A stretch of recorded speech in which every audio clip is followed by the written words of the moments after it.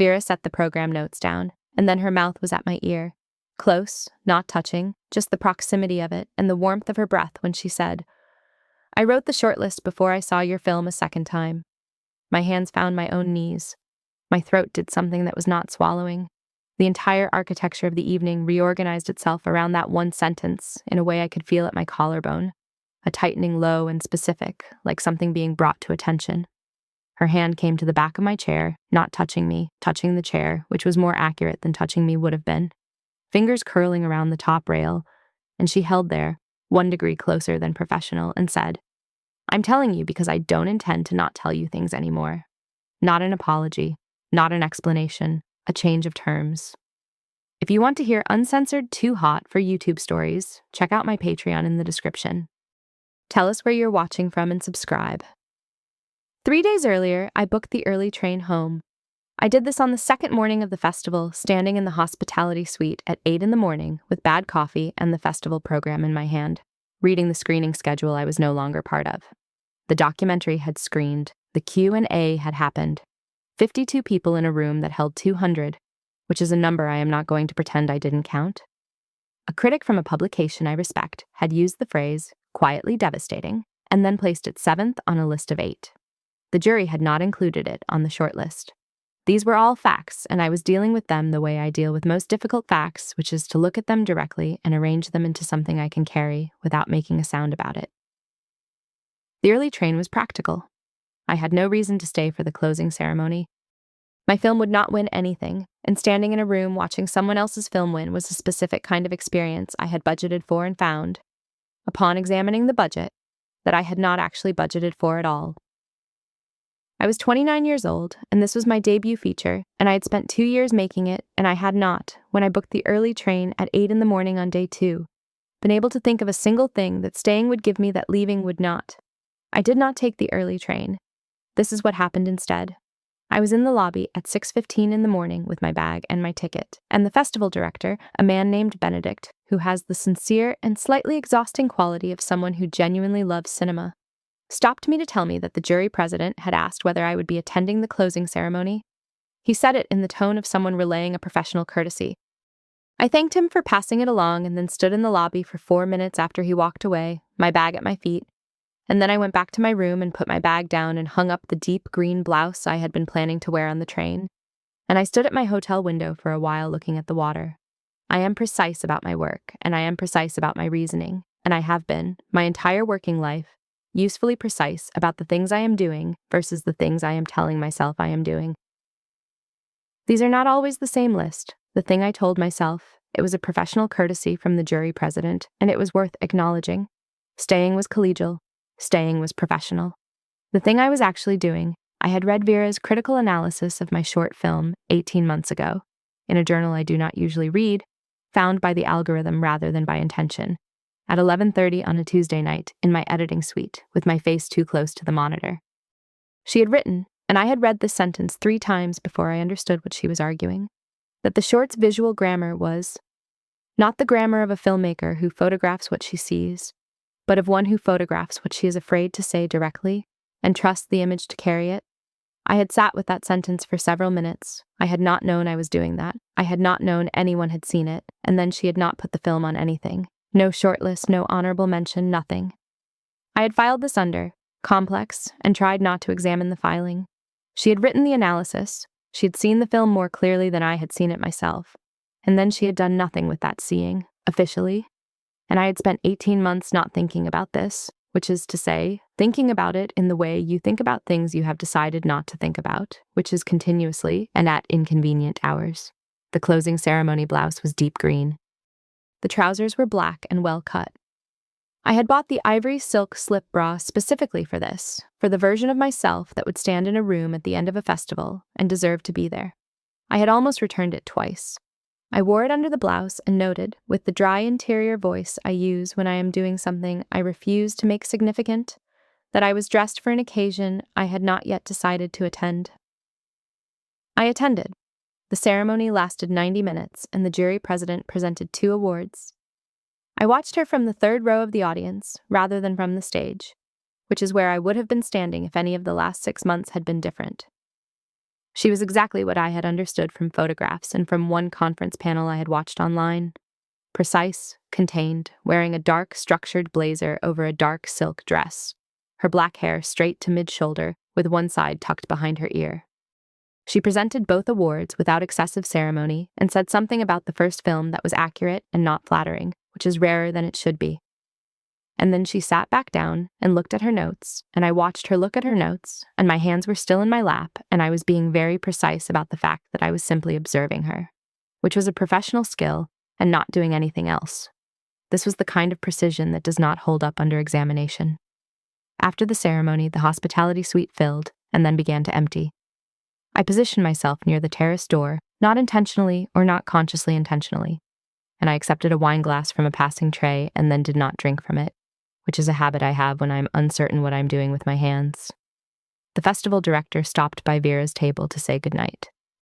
I watched her answer him without looking away from the window, and I watched the festival director accept this as completely normal, which suggested it was normal for her, and I filed this too. The suite emptied. I did not leave. She did not leave. This was information, and I was dealing with it precisely. At some point, I did not look at the clock. The last cluster of people near the bar said their goodbyes, and the room was, not quite empty, but functionally empty in the way that mattered. There was a junior festival staff member at the far end tidying glasses onto a tray with the patient efficiency of someone paid to wait out the room's last occupants. There was the sound of the main hall program still filtering through the shared wall, the official audio, the closeout remarks, the general end of festival soundscape. There was the terrace door, glass, the city lights beyond it, and 2 chairs angled toward it at a low circular table, and I was in one of them, and Vera was in the other. I could see her program notes from where I was sitting. She had not closed the notebook. It was open on the edge of the table between us, her handwriting beside the listing for my film, 2 lines, and I could read the title of my own documentary in her notation, and one word I was almost certain was threshold, and I was not going to ask about it. I had been not going to ask about it for 20 minutes. We had not, until this evening, spoken directly. I had been in rooms she was in, professionally. I had been aware of her in those rooms, in the way you are aware of a change in barometric pressure. Something the room reorganizes around without announcement, without any single visible cause. When Vera entered a space, the conversations rerouted slightly. People did not turn to look at her exactly, but they became aware of a directionality that had not been there before. She moved through rooms with the precise knowledge of how much space she occupied, and she occupied exactly that much, and no more. And there was something about this that I had been cataloging with the attention I normally reserved for shot composition. I was cataloging it now. She was looking at the window. The overhead track lighting, warm amber, festival standard, fell on the right side of her face, and the terrace beyond the glass offered something cooler and bluer, and the combination gave the table a quality of being suspended between 2 different kinds of dark. Her hands were in her lap. The notebook was open. The wine glass she had set on the table was half empty, and she had not touched it for a while. She had the specific stillness of someone who is aware of being watched and has decided to allow it. I was not going to ask about the notation. The word is threshold, she said, not looking at me. In case you've been trying to read it. My grip on my wine glass changed. Not visibly, I thought, but the interior of my fingers adjusted. I wasn't trying to read it. You were looking at it. I was looking at the table.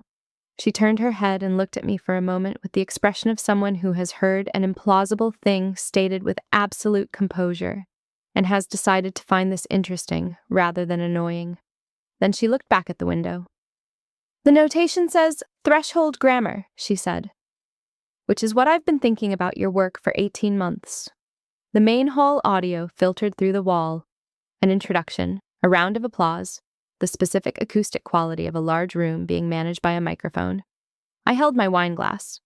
The room's amber light was warm at my right cheek, and the terrace beyond the glass was something else, cooler, possible, unopened. That's not nothing, I said. No, she said. It isn't. The program notes were open between us, and she had not closed them, and I had not asked about them, and we had both understood, I thought, what this meant. That the notebook's openness was its own statement, a thing she had positioned for me to see or had failed to close, or both. And that the difference between those 2 possibilities was not a difference I was ready to examine in the available light. The main hall audio swelled. Another award, another round of applause. And then the track changed, and I could hear beneath it the sound of my own breathing in the near quiet of the suite. and the specific quality of the space between our chairs, the angled geometry of two seats turned toward a window and therefore toward each other, which was a configuration that had not been chosen and was not accidental. I was being very precise about all of this. I was also aware at my collarbone that precision was not the only thing happening. The program notes were open, and the word was threshold. And she had been thinking about my work for 18 months, and I had been thinking about her analysis for 18 months, and we were the only two people left at a low table near a terrace door, and neither of us had touched the door. "Why threshold grammar?" I said. It was not quite a question. It came out flat, careful, the tone of someone who wants the answer badly enough to perform not wanting it. She turned to look at me again. This time she did not look away. "Because your images operate at the edge of what you're willing to say," she said. "They sit exactly at the point where statement becomes implication, where the frame argues without asserting. That's a very specific and very disciplined compositional choice, and I spent a long time deciding whether it was conscious. Whether what was conscious? The withholding," she said. "Whether you knew you were doing it." The amber light was at my right cheek, specific and directional. The wine glass was in my hand, cold and smooth, a weight I had been carrying for 20 minutes without acknowledging that I was carrying it. "What did you decide?" "That you knew exactly what you were doing," she said. "That you always have, and that it costs you something to do it, and you pay the cost anyway because the alternative is saying something directly that you don't yet trust the frame to survive." The main hall audio continued through the wall, muffled and official, and I sat with what she had just said, and my throat did something careful and specific, a swallow that required deliberate management. And I thought about 18 months of not thinking about this analysis, about a Tuesday night in my editing suite and a sentence I had read 3 times, and about the version of myself that had bought an ivory silk slip bra for the closing ceremony of a festival that was not going to give her anything. "You wrote that analysis," I said. "And then you didn't put the film on anything." A pause. She did not look away. "No," she said. "I didn't. I've spent 18 months not asking anyone about that." "I know," she said. "I've spent 18 months not explaining it." The wine glass was cold in my hand. The terrace door was glass, and the city was beyond it, and neither of us had moved toward it. The program notes were open on the table, and the word was threshold, and there were 2 lines of her handwriting beside my film, and I could read the first and not the second, and she had not closed the notebook. "Are you going to explain it now?" I said. She looked at me for a moment that was longer than necessary. Then she reached across the table and turned the notebook toward me. She did it without commentary, without explanation, without framing it as anything. She simply turned the page toward me, the gesture direct and without professional cover, and the directness of it, the absence of the usual procedural distance, the fact that this was a jury president showing a filmmaker what she had actually written in the margin of a program. This absence of distance landed somewhere at my sternum with a precision that made my next breath slightly more careful than the one before it. I looked down at the page. The first line, threshold grammar, visual argument without assertion. The second line, the visual grammar of someone who photographs what she's afraid to say directly. I read it twice. Then I looked up. Vera was watching me read it. Her expression was composed and level, and she was watching me with the particular attention of someone who has been waiting for a specific reaction and has now located it. And then, a second, maybe 2 seconds after I looked up, she closed the notebook. Not to take it back. Not to correct what she'd shown me. Too late for any of that. She closed it the way you close something after the damage is done. The small, involuntary gesture of someone who has just shown more than they planned, and whose hands have moved to manage the aftermath before the mind has finished deciding whether the showing was a mistake. I watched her hands on the closed notebook. She did not move them. "That's the analysis," I said. My voice came out level. I was proud of the levelness in a way I was not going to examine. "Part of it," she said. "The part you didn't publish." "Yes." The wine glass was still in my hand. Cold, smooth, heavier than it should have been for a half-empty vessel. I had been holding it as, and I was being precise about this now, in the way that you are precise about things you would rather not be precise about, as something to hold, a managed distance, an object between my hands and whatever my hands might otherwise do. "Why didn't you publish it?" I said. She looked at me.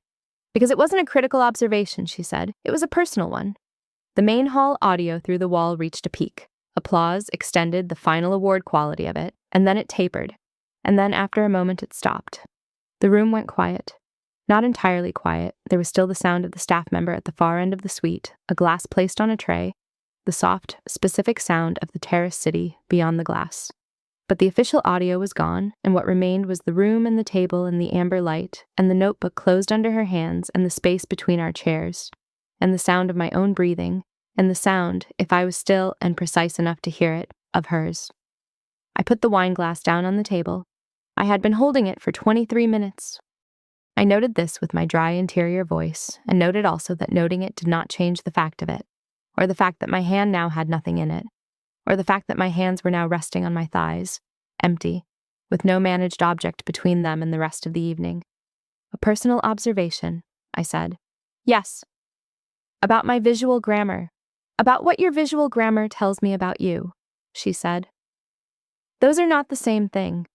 The room was quiet, and the overhead amber was specific and directional, and the terrace beyond the glass was possible, and blue, and the door handle was right there, neither of us touching it, and I was aware of the open button at my collar, the green blouse, slightly loose now at the end of a long evening, the ivory silk at the edge of the gap, and I thought about the version of myself who had bought that, who had dressed for the full version of the closing ceremony, who had decided to stay.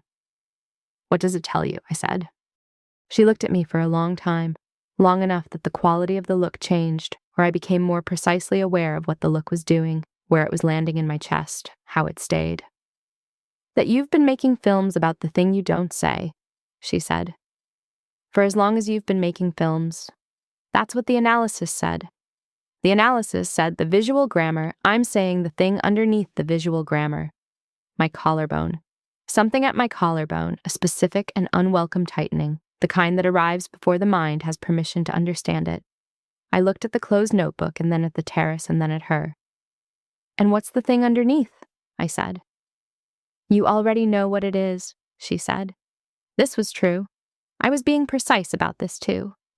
The main hall audio was gone, and the room was quiet, and the terrace was blue beyond the glass, and the notebook was closed, and my hands were empty, and Vera was looking at me with the quality of someone who has been looking at things for a very long time and has learned to hold still while she does it.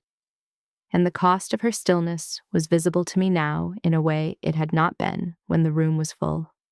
The deliberateness of her hands on the table, the way her jaw held, the specific and controlled quality of her attention, which was a quality that cost something, and she was paying it in full, right now, at this table, for me.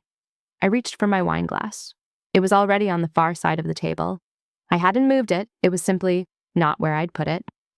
I looked at the far side of the table where my wine glass now was, and then I looked at Vera, who had her hands flat on the table in front of her, which was the posture of someone who has just done something deliberate and is now waiting for the notation on it. You moved my glass, I said. Yes. Without asking. Yes. I looked at my empty hands. Why? Because you've been holding it as something to hold, she said. And it wasn't doing either of us any good. The room was very quiet. The amber light was at my right cheek, and the terrace was beyond the glass, and the notebook was between us, closed, and my hands were empty. And she was watching me with the particular quality of attention that does not require anything from me except that I be the exact thing I am. Tell me what the film is actually about, she said. The question landed somewhere below my ribs. Not the critical question, not the Q&A question, not the what drew you to this subject question, not the festival standard inquiry about marine ecology and contested water territories. The other question, the one underneath. She was asking me the question underneath, and she was looking at me while she asked it, and my wine glass was on the far side of the table, and my hands were empty, and the program notes were closed, and the room was very quiet. I looked at the terrace. I looked at my hands. I looked at her. It's about someone who understands something she doesn't have permission to understand, I said. Who does the work of understanding it anyway? And who photographs it because photographing it is the only form in which she can say it without saying it.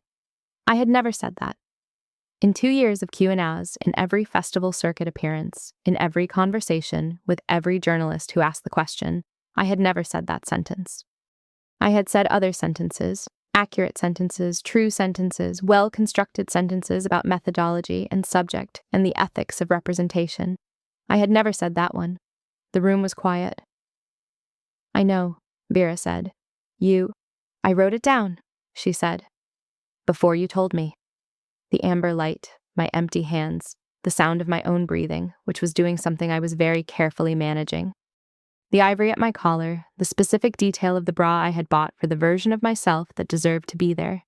The fact that I was there, the fact that she was looking at me, the fact that she had moved my wine glass and turned the notebook toward me and sat with the analysis unspoken for 18 months and was now sitting on the edge of the table. And I registered this. At some point, she had shifted from her chair to the table's edge, sitting directly in front of me, closer, her hands at the table's edge beside her own hips, not reaching, just present, the geometry of the room entirely reorganized around this small change of position. The distance between us, not enough. Not enough for any of the professional framing I had been applying to the evening. The warmth of her proximity at my forearms was specific. Not touching, warm, held still. A kind of presence that my skin registered before I registered it. The way your eyes adjust to light before you know the light has changed. I know, she said again, quieter, and the second time had a quality the first time hadn't. A quality that was the sound of something being said that has been held at temperature for a very long time and is now being set at exactly its actual temperature, and the sound of it went somewhere in my chest that I was not prepared for and did not have a name for. That was not the name I had been refusing to use. My throat made a sound, small, not a word, the kind of sound that exits before the editorial function can intercept it. The sound of something that was carefully not being registered anyway, involuntary and precise, and now part of the room's atmosphere in a way I could not take back. She looked at me. Her jaw was level. Her hands were at the table's edge beside her hips. She was not reaching. She was holding still with the quality of stillness that costs something. That is not stillness, but the management of not stillness. And I could see, I had been seeing for some minutes now, the specific and deliberate quality of what it was costing her. I looked at the terrace. I looked at the notebook. I looked at my empty hands. I looked at her. You wrote it down before I told you, I said. Yes. And you didn't put the film on anything. A pause. Her hands at the table edge. Her eyes on me. No, she said. Why? She looked at me for a moment, a long moment, amber and blue and quiet. And then she said, because putting it on something would have been the professional response. And what I wanted to do with the film was not the professional response.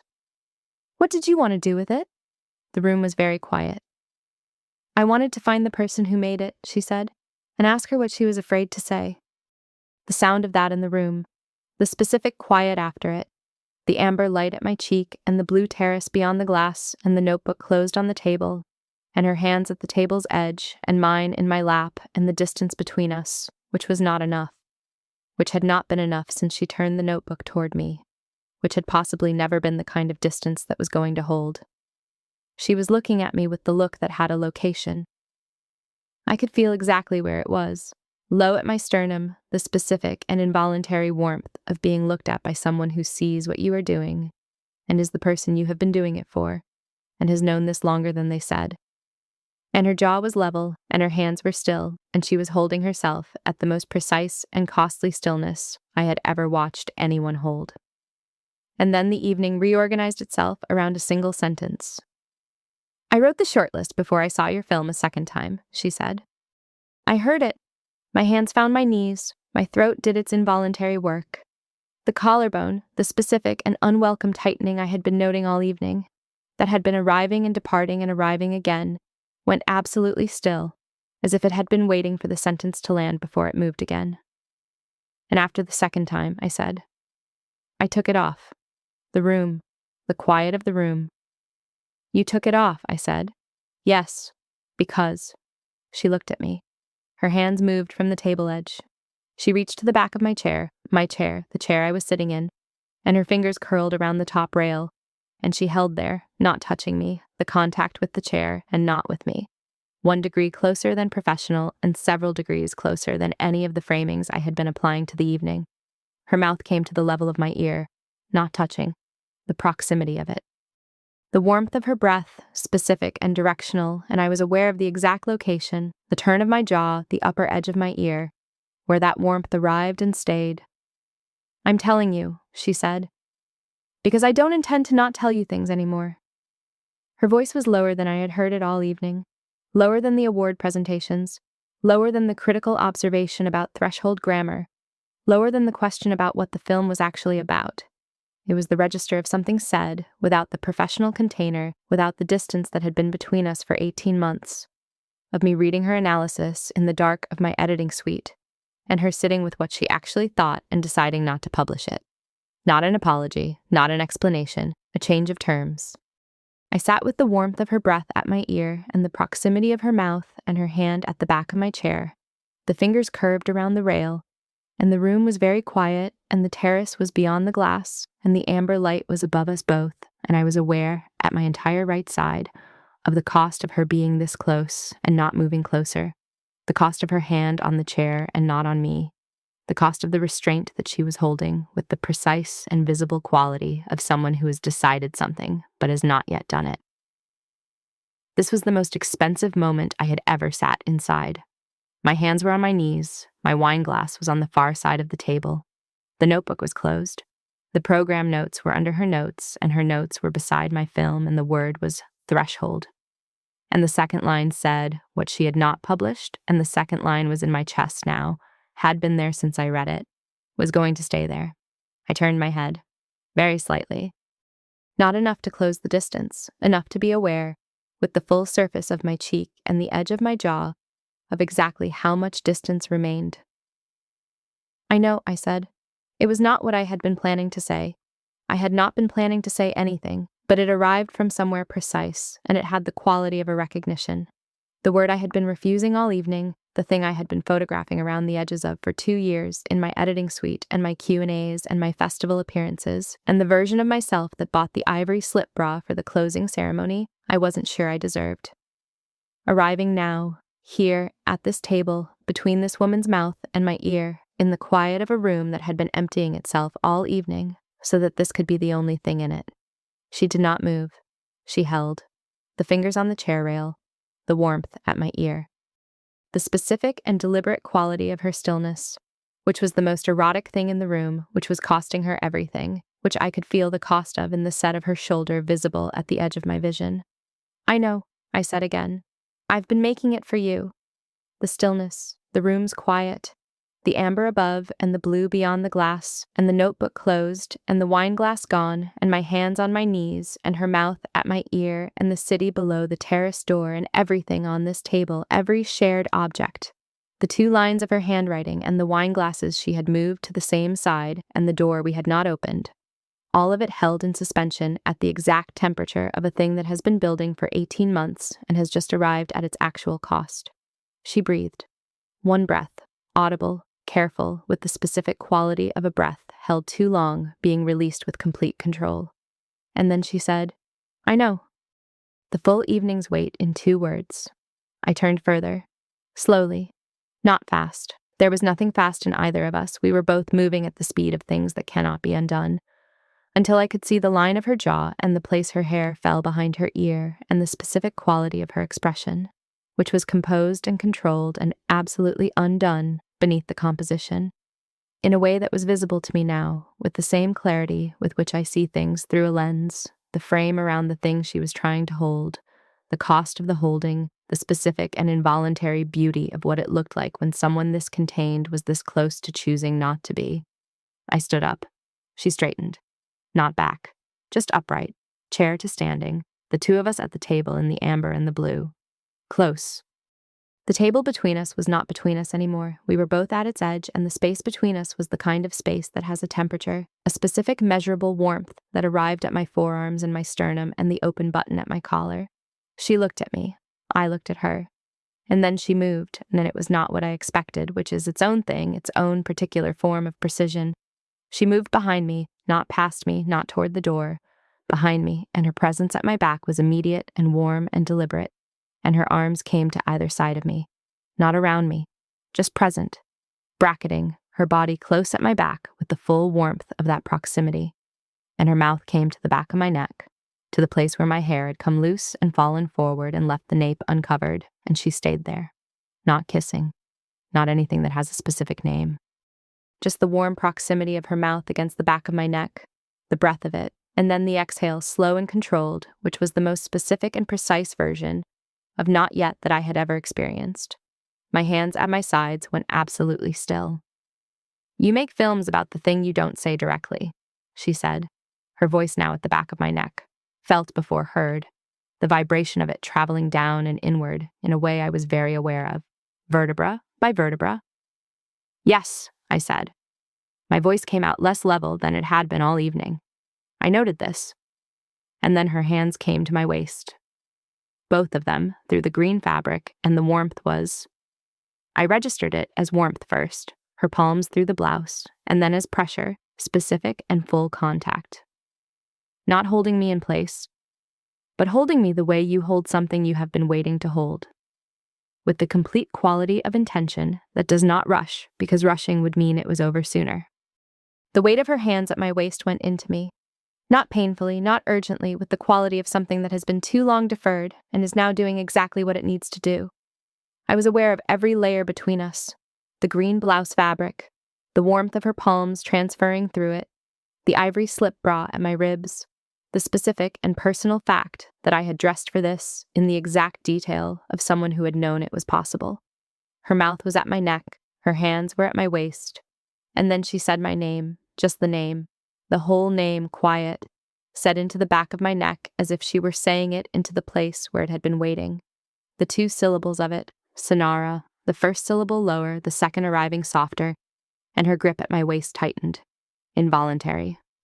A single contraction, her hands pulling me closer by some small and precise amount. And then, a beat, a breath, the correction, her grip easing, her hands spreading slightly at my waist in the movement of someone returning to held control. And then the not correcting, the choice, conscious and deliberate and visible to me even from inside it, to not correct again, to let the tightening be what it was. The sound of her breathing against my neck was the specific and irrecoverable sound of someone who has been holding very still for a very long time and has just stopped holding. I turned.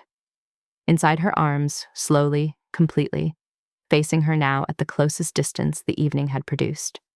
Her hands still at my waist, repositioning for the turn, and then settled, and I was looking at her face at this distance, amber and blue, and the specific quality of her expression, which was composed and unmade and present and waiting. "Then let me say it directly," I said. And I did. And if you want to hear what the direct thing was, and what Vera's hands did when she heard it, and what the ivory slip bra looked like on the terrace at 1 a.m, you know where to find me. What I will tell you is this. We went outside eventually. This is the thing that mattered most, I think, in the accounting of the evening. We went outside.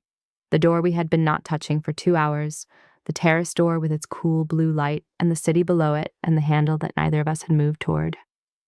We went through it, finally, and the air was what air is at 11 at night in a festival city, cool and specific and carrying the collective warmth of however many thousand people had been watching films all week, and I walked to the railing and put my hands on it and looked down at the lights.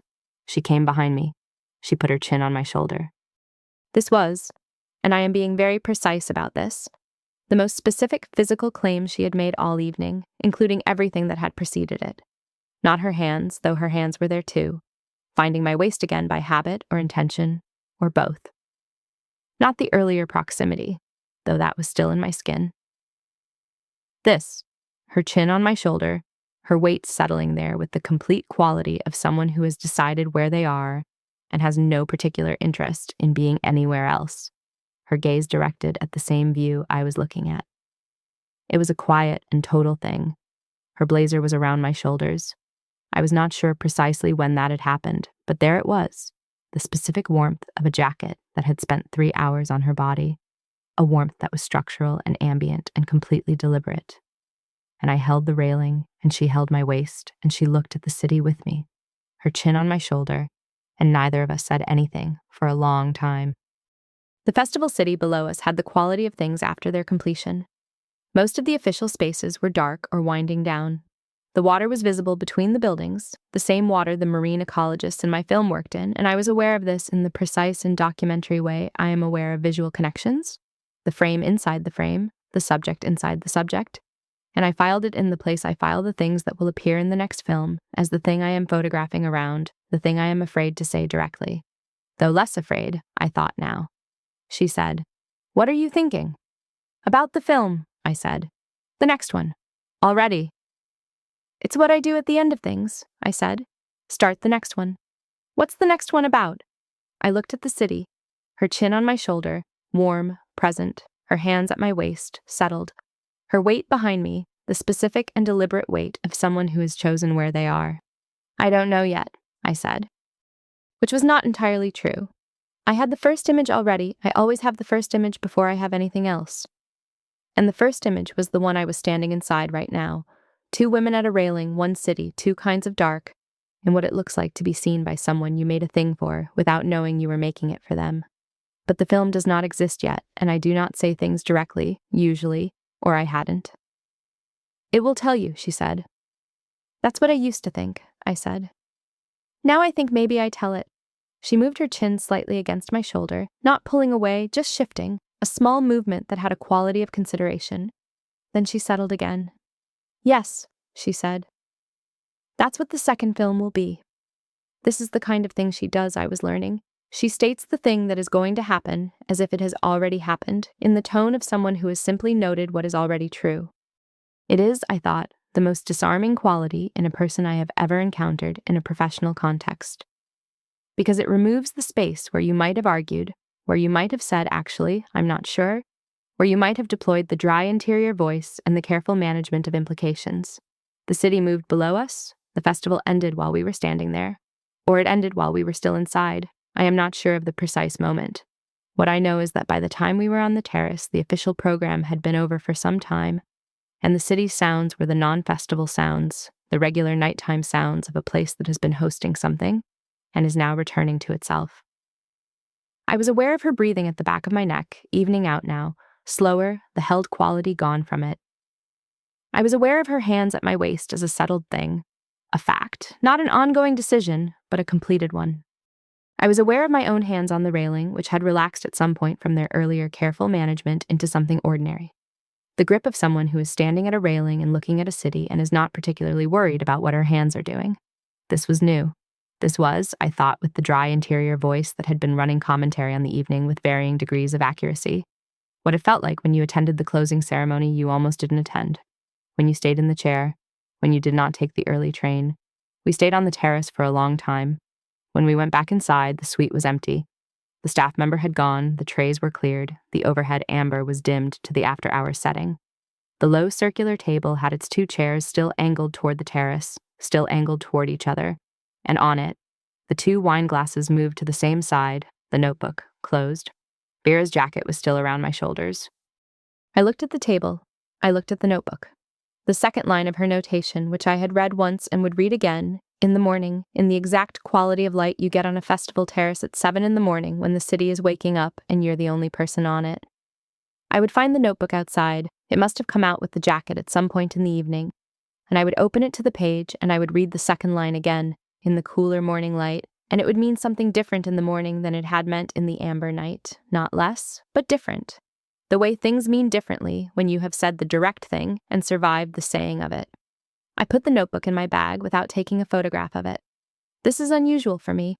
I photograph everything I intend to remember. I didn't need to photograph this.